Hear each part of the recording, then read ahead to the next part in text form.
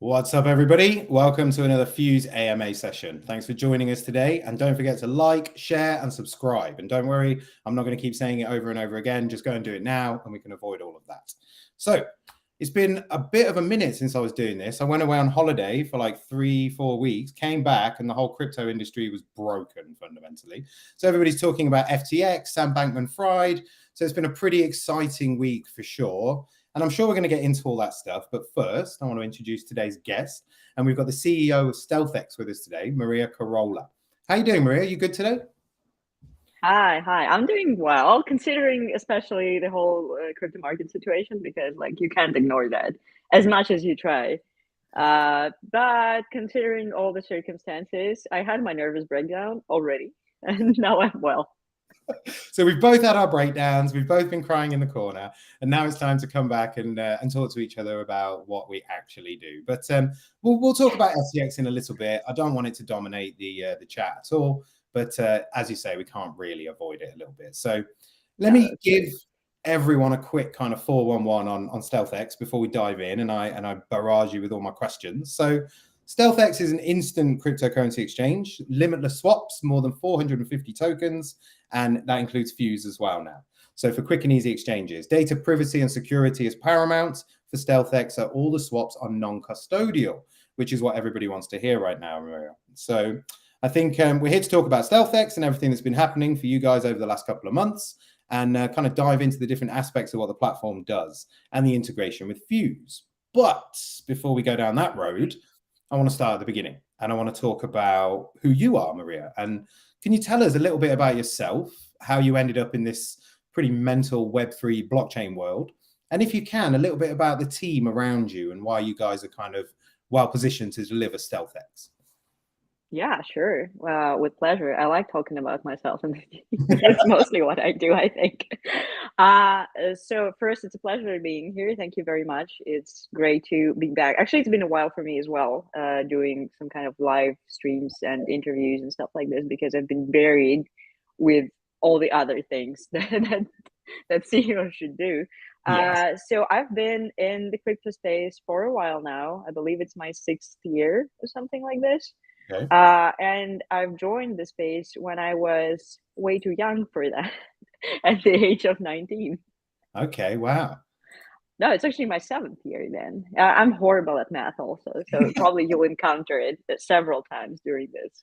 And yeah, it's been, first I started actually as a copywriter because I was specializing in writing all sorts of text, and I really wanted to become a journalist, just as my parents. So both my parents are journalists, so I'm horribly mutilated by this experience.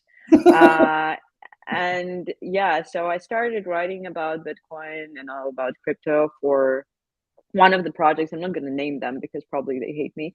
Yeah, I started as a copywriter. I started kind of just getting a sense of what it is because I had no idea. Honestly, I've been living without internet for like 4 years, so I missed a lot of things that were happening Yeah. in the world, and then it was a big strike for me. And yeah, so I joined in this sense, and then I started kind of like liking it in a way, yeah. Yeah. And then I started working in marketing, and then became a chief marketing officer for one of the projects, then became a head for another project, so project X, project Y. And then I joined StealthX. So I became chief marketing officer of StealthX, and now I organically drifted into a head role because of some like changes in the team, and Yeah. I quite enjoy it, to be honest. So on I believe on like 6th, 7th year it becomes less horrible for Who told you that? That's not true. Who said that? no, you kind of get used to everything that's going on around. So I've seen all the ups and downs already. Probably not as much as people did who joined like in 2013, but anyway, it's been a ride. So Hmm. nothing kind of like you don't get too easily scared, and Yeah, that's a good quality. sure. And you kind of start managing things in a more efficient manner. As for the team, we have a pretty big team right now, actually. We have about 30 people working mostly remotely.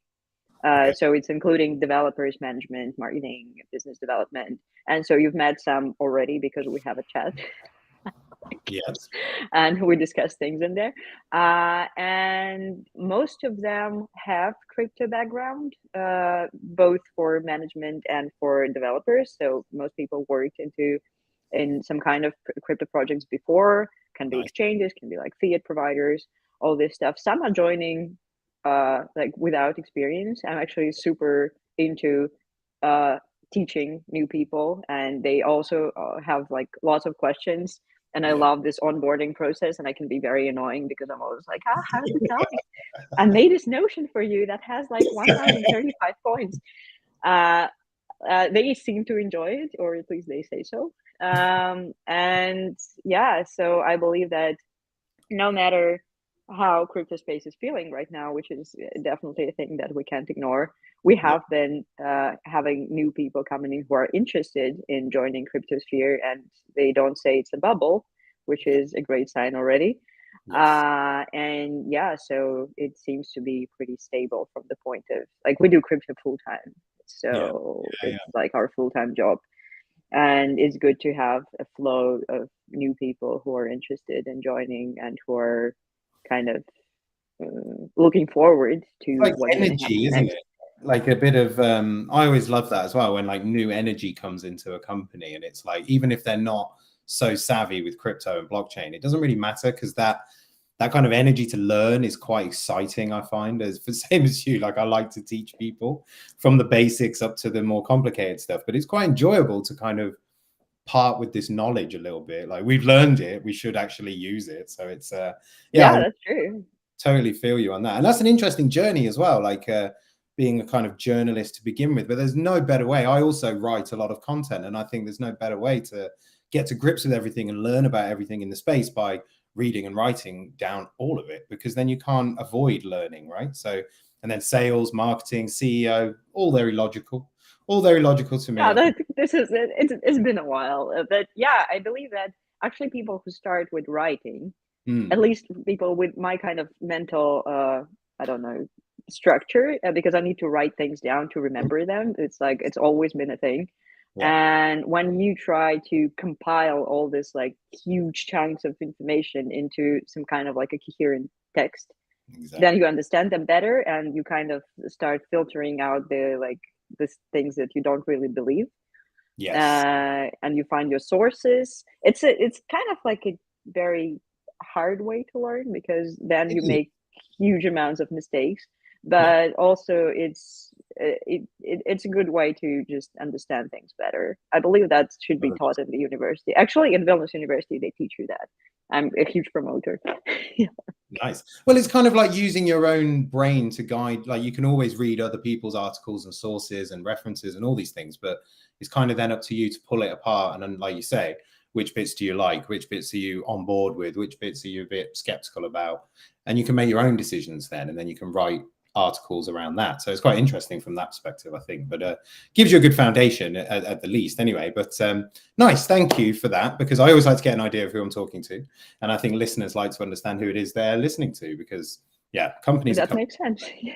It does make sense, I think. So, but with that in mind, we're here to talk about StealthX, which is your company at the moment. So, tell us more. What is StealthX? What does it do? Yeah, give us like the kind of the big vision for it. Oh, it's actually very topical right now. So StealthX is an instant exchange that allows you to swap wallet to wallet from your own private wallet to your own private wallet and not store the funds on the platform. We support over 600 chains right now, so 600 coins, not chains. Yeah, And actually, yeah, you said 415, and now it's irrelevant I because know. we've been adding new coins like crazy, and obviously we support Fuse as well. Yeah, And yeah, so the main idea is kind of let people use centralized services like Binance, like KuCoin, like Poloniex, and so on, without having to use them. So on Binance, you have to create your personal cabinet. You have to create a wallet inside the platform. You have to manage everything through it. So if something goes down, you go down with it. But if you can use centralized exchanges liquidity without having to onboard them and without having to trust your money, then it's kind of like a VPN for all the exchanges. And I like to position ourselves this way. Also, we have fiat on ramping that's made That's with our providers. that's Yeah, please. really nice explanation you just gave there, like the VPN explanation. I've not heard that before, and that's quite nice. That makes a lot I of sense. made it up. That's good. I like that. I like that. That's very easy to kind of get people on board with, because most people know what a VPN is, right? So they instantly kind of associate. So that makes a lot of sense. So, all right, cool. So you've grown to 600 assets on the exchange now as well. But Yeah. so what chains do you support? Because there's so many. When you said 600 blockchains, I was like, wow, I was only away for a week. Yeah, Did that's way too grow many. to 600 in that time? Because they keep getting more and more blockchains. But yeah, what chains are you supporting, and kind of what trading pairs as well do you support in line with that? We have way too many trading pairs for me even to count, I think. But main chains, well, we have tokens on Ethereum, on Solana, on Tron, pretty much everything that you can imagine on Binance, of course. Nice. It's already like 400 maybe. But also we support separate chains. Of course, we are pretty huge fans of privacy coins. So we have like Monero, Zcash, Pyvex, what else? Like, I'm not good in remembering names, Too many, including names. to Yeah, it's way too many things to remember. But in total, so yeah, it's 670 assets at the moment, I think. So that my colleague just counted like several days ago. And yeah, so I believe the huge kind of attention was paid to supporting different tokens, because tokens have been huge generally. So like all these meme coins and all the other things that people love in Uniswap and PancakeSwap. So we added them as providers, so you can use Uniswap and PancakeSwap through us as well if you don't like DEXs. DEXs in like working through smart contracts kind of DEXs, because some people don't like it very much either. So you can use those, and we can add new tokens on those. So yeah, Ethereum and Binance are probably the biggest providers of tokens, as they are in the world generally. Yeah. On Binance, especially, we're seeing, like, as you say, it just grows every week, doesn't it? So it's crazy to try and keep on top of everything. And yeah, I guess if people want to find out the full extent to what features are available, they need to head over to the website. There's a link in the description. Everything's there. So, I mean, we're talking about wallets as well, and we're talking about how we're sending tokens here. And given what's been happening, and I knew we would have to talk about this, but a lot of talk about self-custody, using non-custodial services now. And I think, can you share what you think about this? You know, StealthX is non-custodial, right? And it's true DeFi. So do you think this is kind of the way that we should all be going? And I think for people like us, we already wanted to go in that direction. What do you think is going to happen at this moment now? We've got this focus on self-custody. Well, it's always been here. And it's like, I have always worked in non-custodial services, actually, throughout this like 6-7 years of my experience. So I'm probably not the best person to ask, because I definitely have a favorite here. However, even besides the fact that life chose this way that I have worked in non-custodial services, I really believe in the idea of them.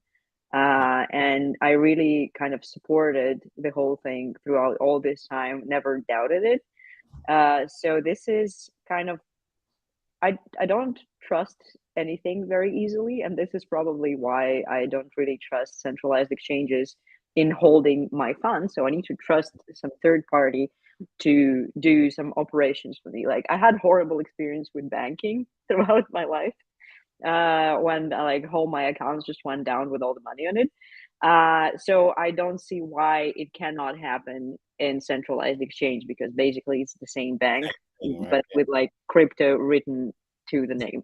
Well, you've got exposure as well, so you more than anybody actually understands it more deeply and sees that it's not just refined to crypto, this kind of behavior, and it has been happening elsewhere in TradFi. No, of course, yeah.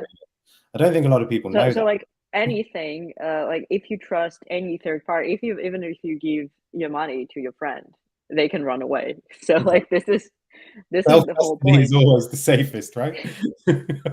Yeah, Just yeah. keep- You just if you keep your money in your like wallet, just a traditional wallet, I mean like leather wallet, then if you don't lose it, which is the same for non-custodial services, to be honest, if yeah, you don't lose your keys, then you're gonna be all right. So like with traditional wallets, it's kind of tricky because also there's a guy who can steal from you.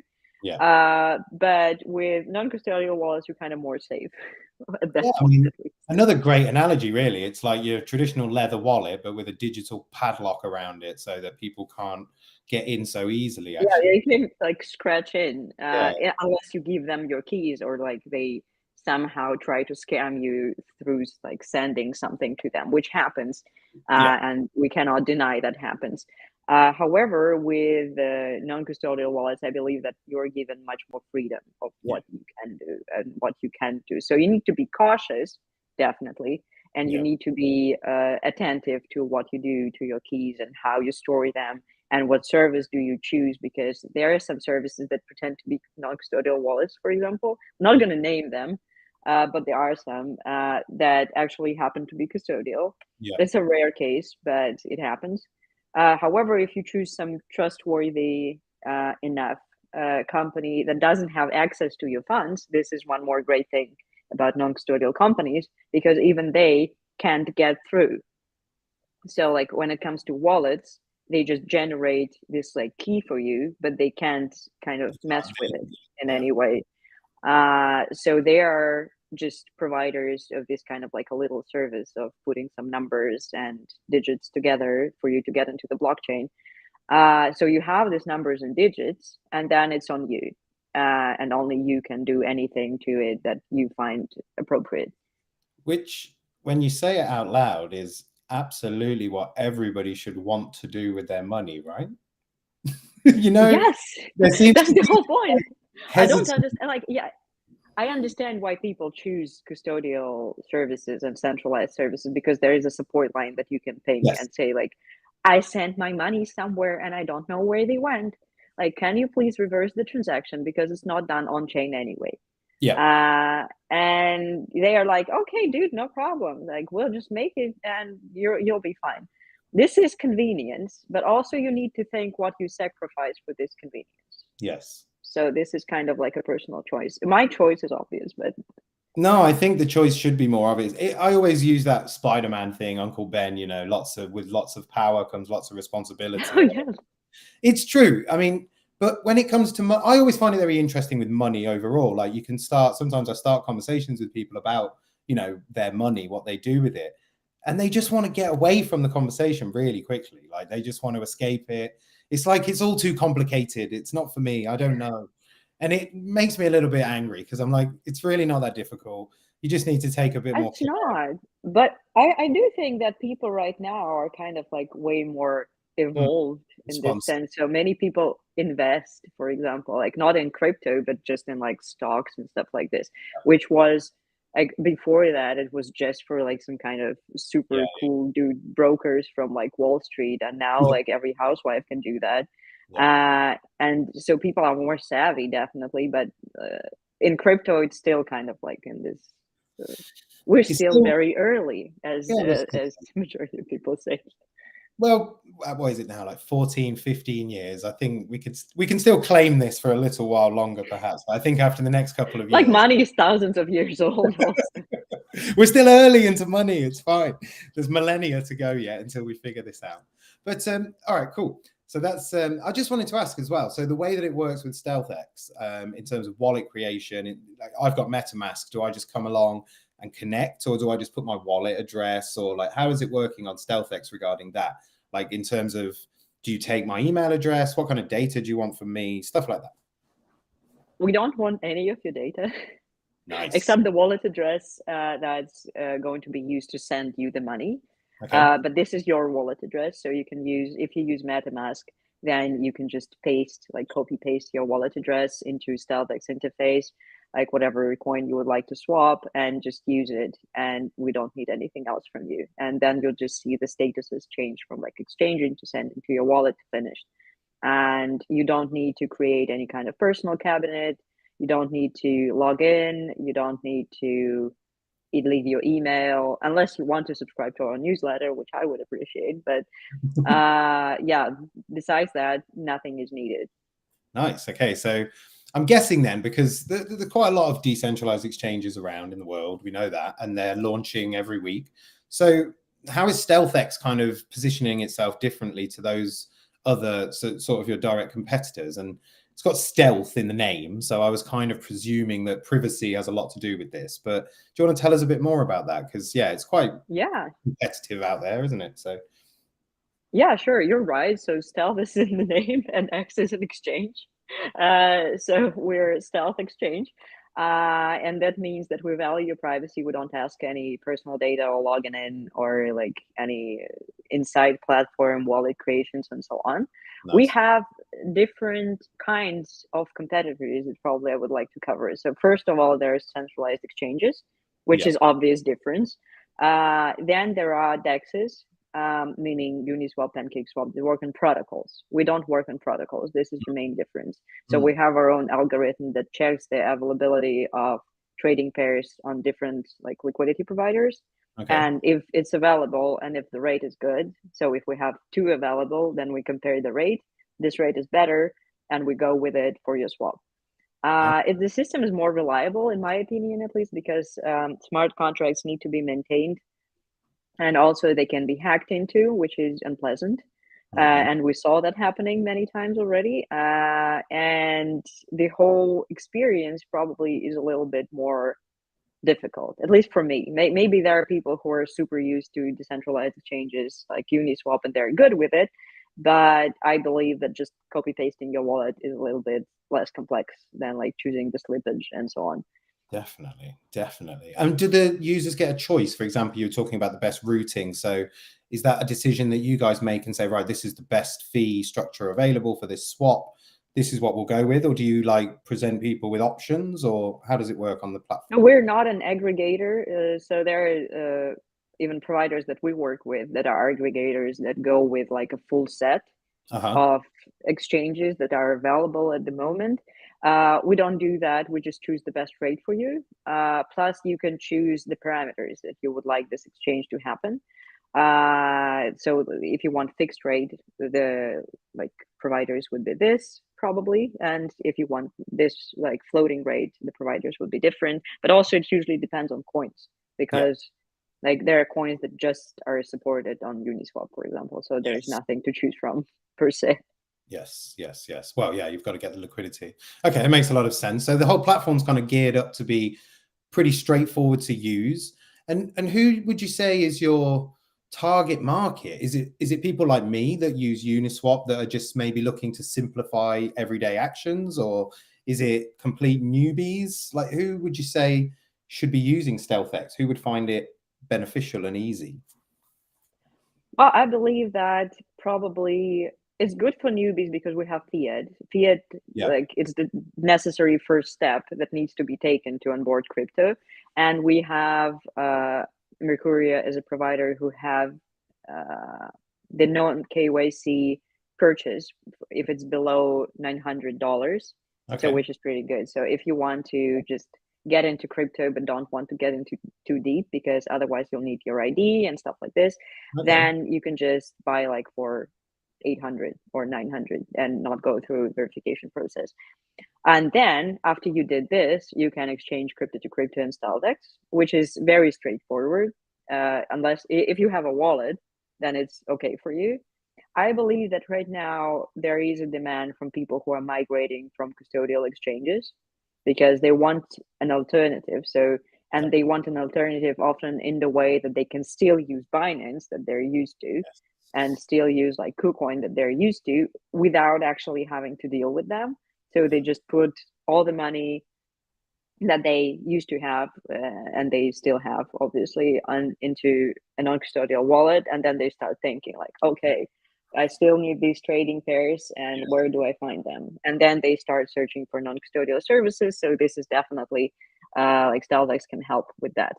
I don't think that our target audience is traders though, because we're not a trading kind of a service Just just for in swap. general. aren't you? Yeah, this is for quick swaps that you need to do. Like you want to send like Ethereum to pay for some kind of service. You don't have Ethereum, you have Bitcoin, you swap and you're good. For like Nice. day trading, it's not really a thing. Yeah, it's not really geared up for that. But you make a good point there as well. And I was just thinking about the kind of people shifting from centralized exchanges over and out into using their own wallets, and they need kind of UX as well that they're used to. And just looking on the site, everything's very straightforward. It kind of makes sense. Like some websites you click on, it's like going back 20 years, and I don't really, it's just so much information, and like everything's wants me to click it, and it's all very confusing. And that's even for me, someone who's been working in this space for like 5-6 years. So yeah, I can appreciate the nice UX there as well. So it'll be interesting We to see. paid a lot of attention to it. Yeah. Yeah, I've been looking around, I do my research as well. And one of the things I saw actually while I was scouring around on the website, oh, sorry, just before we go to that. So you've got Fiat on ramp. So it's very easy for people to get on and get in using a credit card, I presume, right? Any Yeah. credit card. How about the off ramp side of things? Are you guys dealing with that, or is that something not on the platform yet? Not yet, but I'm planning to have it. So like now as I can make my own roadmap, yeah, the profits of the CEO.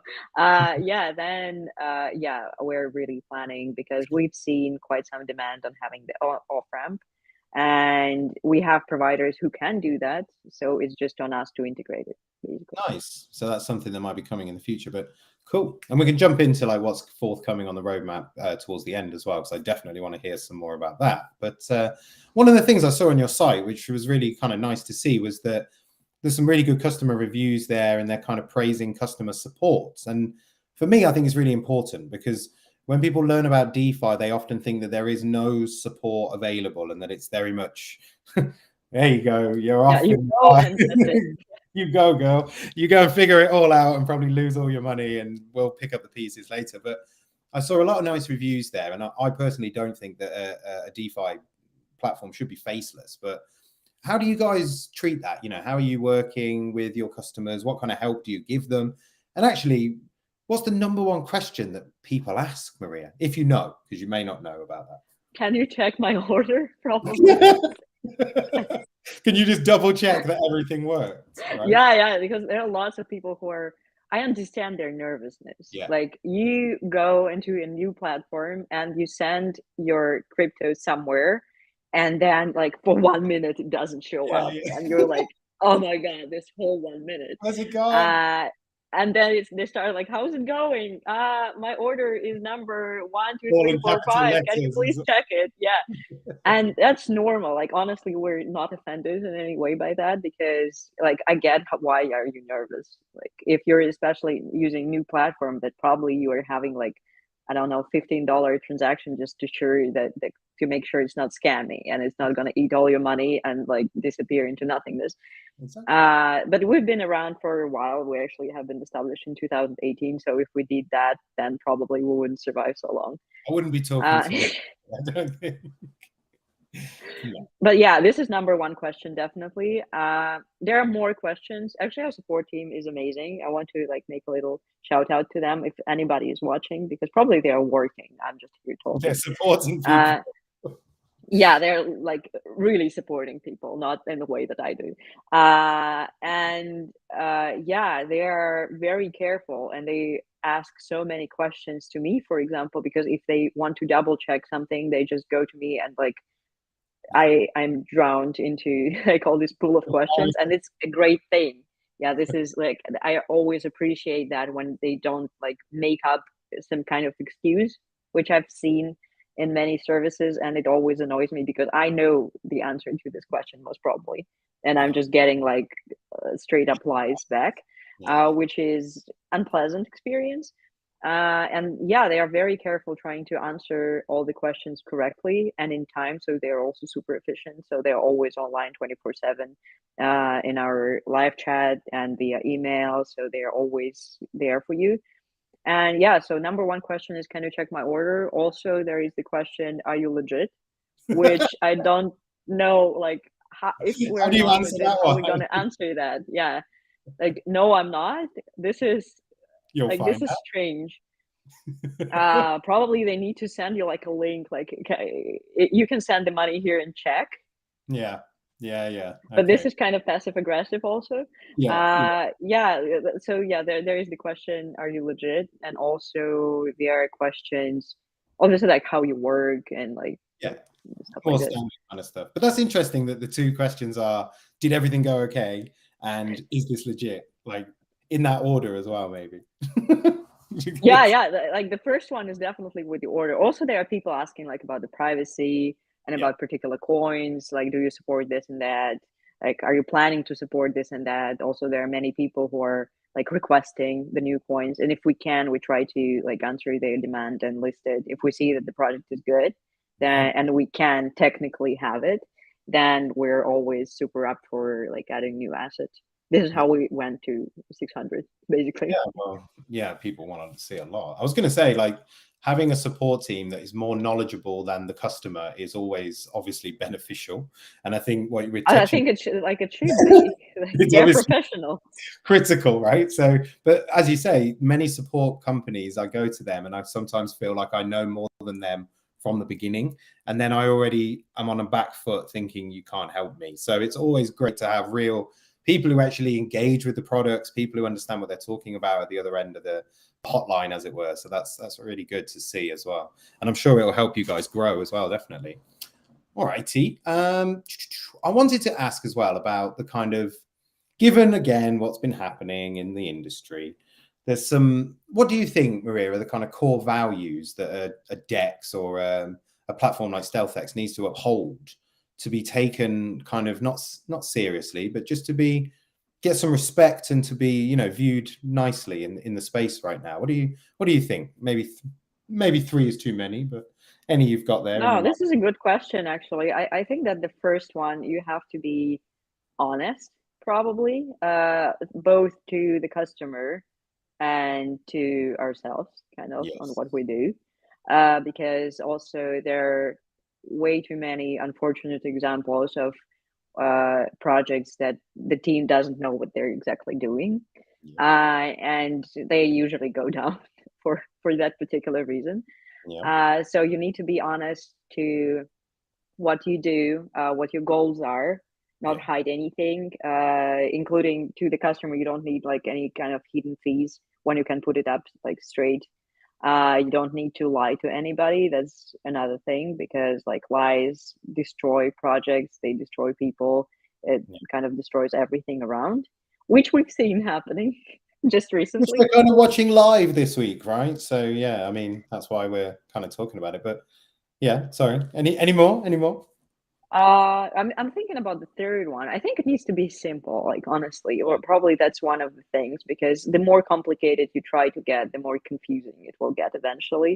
Mm. Again, for both sides, and Yeah. like probably the team will not going to be able to maintain it, and the customer will just feel confused with like, what are you offering exactly? I think as well the fact that you're looking at it from both sides from the beginning of the question is very good. Like being honest with yourself about what you can actually achieve as a company and what you can realistically deliver is of utmost importance to your customers too, right? And I think that's what we're seeing right now when people want to take it a little bit too far and get lost in the kind of, I don't know, in the myriad of ideas that they come up with. So I think really good answers, I think. And yeah, they should, somebody should print them on a t-shirt, I think, and we should start selling them. I should probably make ones for the team. They have the company T-shirts. Probably they need to be with quotes now. You need to put the quotes on there. Yeah, One of the with my name, obviously. Yeah. things, one of the things I saw on the site as well, because I was hunting around, is you've got an affiliate program, right? So what is that kind of, is that to do with people's trading methodologies, or is that just to do with kind of onboarding users? What's that all about? So affiliate program is a referral tool. So there are several ways. Probably I'm just going to talk about the whole partnership kind of program because Yeah, we sure. have several options and we love promoting it because this is our way of getting out there. We are offering partnerships for services through the API, through widgets, through like all kinds of affiliate tools that you can use, and through bloggers and like website owners as well. Mhm. And we are partnering with individuals. So if you are just if you like crypto like and if you tweet about crypto or you have like a YouTube channel about crypto, Yeah. then you can sign up for the affiliate program, get a link, and everybody who goes through this link will be referred. Oh, no. And you would get profit from all the exchanges that they make on StyleDeck. So this is an earning tool most of all. Nice. Okay, so that's a nice little kicker there, and for onboarding as well, helps growth. You could say as well. And all right, cool. So let's talk about the roadmap a little bit, last, Maria. I think, and because you said, now you're the CEO, you can make your own roadmap, and you can literally as you rub hands together. So first of all, what's on your official roadmap? And then maybe tell me something that you wish was gonna be on your official roadmap. Maybe. Now it's pretty kind of like merged, I think, because my visionary roadmap kind of migrated into the official one. Nice. And yeah, I compiled it like a month ago, so I'm very proud of it still. And I always say, how good am I? Joke. Yeah, like we still need to deliver that. But it's very realistic. So we have some improvements to the service that are standard. That's the first thing. So like little design, little new pages, like all the stuff that's been like it's always going on. But also there is the mobile app that's coming up. We already launched on Google Play actually. Ooh, nice. And we launched as just like the downloadable APK that you can get from the website for those who don't like Google Play. And we're preparing for the launch in App Store as well, which will be huge for us. But this has been in the making for a while. Generally, like the app has been the step that we wanted to fulfill because many people use StyleDeck and just generally use crypto services from smartphones, which is perfectly logical. And we didn't have the app up until like right now. And so we're very proud of how it turned out. So if you want to check it out, just type StyleDeck in Google Play and you will be able to find it. It's absolutely the same interface as it is on the website. So you don't need signing up as well. You don't need to create any kind of personal cabinet as well. The same assets, including Fuse, are supported. So it's mimicking what we do in the website. However, there is no fiat yet, and it will be. This is on the roadmap. So fiat addition to the mobile is in the roadmap, definitely. Also, we're extending our affiliate program. We want to have more affiliate tools available because we've seen that many people are thinking about placing like banners and buttons to the website, so to refer as well, like with the built-in referral link. So we're making those available in the personal cabinet. Nice. We are amping up a widget for website owners as well to add fiat in there because why not? Like people want that too. Obviously, new assets will be added. This is a standard procedure. We'll always add new assets that we find are trustworthy. That's the first thing. And like good community wise, the second thing, and with pretty good like liquidity and available markets. What else? It's quite a lot already. I think That's pretty big. Like that's pretty big. And knowing about mobile apps and how long they take to develop and the kind of loops you've got to jump through with iOS, I can imagine a lot of focus has been here for quite some time. Yeah, definitely. Like including myself because I have to like prepare the listing in the store, so with all the like documentation and stuff like this, and including the team who is obviously making the app itself. Yeah. That's the big part of it, right? Everybody thinks, oh, it just takes a couple of weeks to make an application. Like, yeah, sure. Yeah, like try it. Everyone, the developers will tell you otherwise, but us marketing folk, we're a little bit naive to the fact. But yeah, interesting. So that's a big deal. That's going to, like you said, that's going to be a massive deal to go onto iOS. And as you say, a lot of people, they want to interact with their mobile. They don't really, a lot of people are surprised these days. They don't even have a laptop or a desktop computer. They are literally all 100% mobile. For me, it's not the way. I couldn't do that. I need a keyboard. Same here, yeah. Yeah, I get the kind of the feel like when I go traveling, I have everything in my phone, and it's okay. Like even to work from the phone, like you can see like templates in Figma, and like it's pretty much the same. Like I have a big screen also. It's like getting I'm there, right? always like, yeah. That's really really cool. So I got really wish you the best of luck with the downloads. And is that going to come out in beta? Is that beta on Android, No, or are you? no, it's like it's all ready. It's we had beta version in the Google Play for a while, so we tested it out. We tried it out. We had pre-registration happening, which I loved as a marketing person. I loved it. Like I didn't know that existed. And then it rolled out fully. So right now it's like super ready for everybody. So go on and download it. And people download it, and I'm so thrilled about that. Honestly, like I love seeing this like little line like Of grow, and I'm course, like, like oh my yeah, god, this is simple things, right, Maria? Like when the line goes up, it's a good thing. I the, think. yeah, like number go up. Oh my god, this is like good times, good times. Yeah, Well, that's despite all the market conditions, like despite actually this kind of time has been yeah, very, very surprising to me yeah, because usually it's like when the market goes down, usually the exchange number for exchanges, any kind of exchanges, it just plummets, and like mhm, you're like, okay, I have to wait until it's all over, and then the business will go as usual. But now nice. with all the people migrating from custodial exchanges, I think the Yeah, numbers actually go up, and yeah.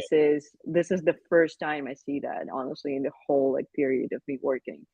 Wow. I think that's a really, really strong point, and something that I think, I mean, of all the negativity and the people who have been hurt by the FTX whole thing that's happened, I think, my heart bleeds for those people who have lost money, but from a kind of perspective of the bigger picture, the broader industry, where we're going, I see it almost as a bit of a positive thing that's happened here in terms of what it's shown people is can happen basically if you go down that road. And the people like us that were screaming about decentralization and self custody, now we're getting our little pedestal to shout from again, which was, I think, important. Yeah, well, this is also like I've told you moment, which is always it's not good to say that to I didn't people want who to lost say that. money, but Yeah, it's the kind of, I told you so. I told you about keeping your tokens in that. But the amount of calls that I've had this week, where people are saying, "Oh, what do I do?" I'm like, "Well, you're too late, basically, man. Like your money's gone. Like you didn't." Yeah, I just think this might wake people up a little bit. It's not all about speculation and profit taking. There's a bigger thing happening here that I think people will now start to engage with in a bit more of a serious way. Well, that's the hope anyway, I guess. But yeah, like probably we need to just go back to the core values of crypto, that it should be decentralized as yeah, it was supposed to be exactly. once. And yeah, this is probably like the moment to understand it and to really feel it. Like it's horrible to kind of learn from your own mistakes because it's always very, very painful. Yeah, And then especially if you lost like yeah, thousands of dollars or yeah. like whatever currency you count in. And yeah, but this is probably a necessary step to growth, to future I would, growth. But also, who knows what it will all lead to? Like we've been talking about this for years now. yeah, yeah. I think it's a strong point, and it's just, I think it's, the kind of "I told you so" is not what we want to say, but we're quite But proud to. also, we do. I don't want to say it, but I'm going to say it every day. But kind of like that is the point, isn't it? That we've been preaching this for such a long time, but obviously centralized exchanges did a great job of kind of luring people in with. That's another thing as well. I think is very important is the UX of a centralized exchange and the mobile application. So it's great that you've got the mobile app coming, because without those things, I can't see decentralized finance proper getting to where we want it to go without abstracting some of the more complicated things. I think that's just, it's fair enough, I think, in my opinion anyway. I don't know what you think about that, but to abstract away some of the kind of more complex parts of blockchain wouldn't be a terrible thing, even for us, I guess. Like I still find Yeah, it. that's true. Actually, I've heard it from many, many people, and I do believe that the more you conceal the part that it's blockchain, the easier it gets. So Oh, like when people say blockchain, the people who are not obviously working in crypto and like dealing with crypto you all the just, time, they're oh, like, oh yeah, this is like blocks and transactions get stuck and like the some weird fees are stuff really that you've high. been, yeah, yeah, Yeah. yeah, yeah. And there are so many assets, and how do I know that they're okay? And like there's Bitcoin and there's other types of drug money. And yeah, this is what the perspective of blockchain. Blockchain is great tech. I mean, it's remarkable in the way that it's just like Yeah, exists and is but it's used. tech, right? But it's complex, and it's a majority of the people, they don't think about how like SEPA or Swift transfers work for banks. They're No. just like, okay, I press the button and somebody out there receives the money, and I just bought like a new jacket and I'm good. And as long as And so it everything, should probably be the same. I think so. Like, I think, yeah, as long as everything's working, I always use the analogy of like cash machines. Like, nobody understands, well, some people do, but not a lot of people understand cash machines or where it comes from. Or as long as the money comes out, you're going to smile about it, right? You're not going to really care when it goes But if wrong. it doesn't, then yeah, like And that's why, again, this FTX moment is that moment where it doesn't work. Not that it hasn't happened before this. I just think because Sam Bankman-Fried was involved, it's become a little bit ridiculously overblown. But yeah, I think it's a good lesson, a good learning point for people. But yeah, my heart goes out to the ones who lost money, obviously. But now it's time to learn. All right. So I think we've covered everything today, Maria. And I just want to say it's been a blast talking to you after such a oh, sort of same. negative week in the world of crypto. It's been a real change to kind of have a laugh and have a proper chat with someone who's not so pessimistic about everything this week. Oh, I can be if you want me to. Yeah, I can be. Okay. We'll save that for another call when everything's going great. We can do our pessimism episode later, I think. But yeah, I just want to thank you for being my guest today and coming on the show and explaining. Is there anything else that you want to get out there about StealthX? Anything you want to share? Maybe just to say, you know, where people can connect with you and things like that. Any last bits? Yeah, sure. So we'll be happy having everybody on our platform, considering that it supports Fuse and 669 other assets. And you can ask your questions and drop by our Twitter, our Telegram, our YouTube. You can just message us at partners@stealthx.io if you want to work with us, in case you want to work with us. And also, I'll be closely monitoring everything that's going on under this video to answer any comments that might pop up. Oh, yeah. Well, Yeah. also drop by StealthX to exchange, obviously. Yeah. Well, that's it as well. One thing I always say is that these videos sometimes, I mean, we didn't go too deep on any of the more technical side of things, but there's a lot of information in here overall about StealthX if you unpack it. So yeah, these videos go up onto YouTube and they'll be on Twitter forever. So you can go back, anyone who's watching, unpack it all and come to understand it at your own speed. If you need to ask questions, Maria is there to answer those questions all day, every day, right? 24/7 customer support. Yeah. With your No, I'm not customer support. I have my hours off. I'm sorry. Yeah. I need some time to spend with the family and my little tiny parrot.